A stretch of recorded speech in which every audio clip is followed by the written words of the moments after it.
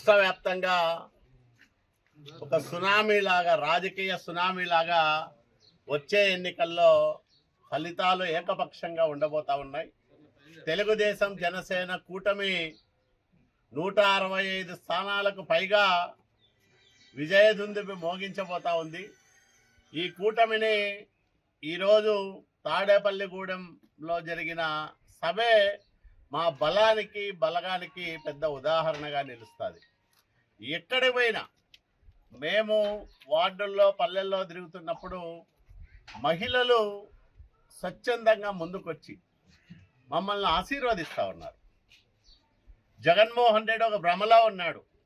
నేనేదో పథకాలు ఇస్తున్నా, ఆ పథకాల వల్ల లబ్ధి పొందిన మహిళలు నాకే ఓటేస్తారనే భ్రమలో జగన్మోహన్ రెడ్డి బతుకుతా ఉన్నాడు.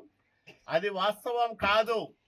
మహిళల్లోనే వైసీపీ ప్రభుత్వం పైన తీవ్రమైన వ్యతిరేకత ఉందని వాళ్ళ ఆదరణే స్పష్టంగా మనకు తెలియజెప్తా ఉంది. ఈరోజు నేను 15వ వార్డు, రాయదుర్గం 15వ వార్డులో తిరుగుతా ఉన్నా.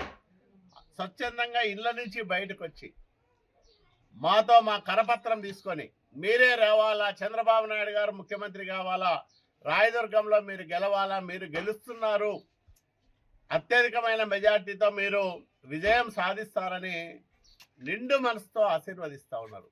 ఇంతకంటే పెద్ద ఉదాహరణ ఏం కావాలని నేను అడుగుతా ఉన్నా. ఇంతకంటే సాక్ష్యాలు ఏం కావాలని నేను అడుగుతా ఉన్నా. కాబట్టి ఒక గొప్ప విజయాన్ని మేము 2 నెలల్లో అందుకోబోతా ఉన్నాం.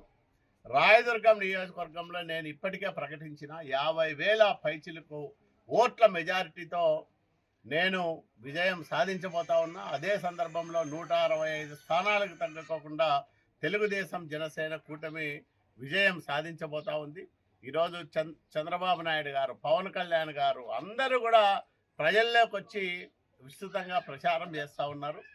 మేము ఇప్పటికే మెజార్టీ స్థానాల్లో అభ్యర్థులు ప్రకటించాం. ఇంతవరకు జగన్మోహన్ రెడ్డి అభ్యర్థుల తొలి జాబితాను కూడా విడుదల చేయలేని నిస్సహాయ స్థితిలో ఉన్నాడు.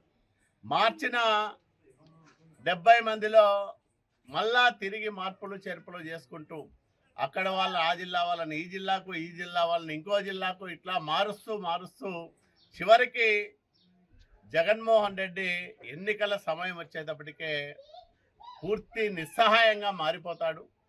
ప్రజల్లో తిరిగే పరిస్థితి కూడా లేదు. జగన్మోహన్ రెడ్డి ఎన్నికల ప్రచారంలో ప్రజలు అతన్ని చీకొట్టడం ఖాయం. తెలుగుదేశం జనసేన కూటమిని ఆశీర్వదించడం అంతకన్నా ఖాయం.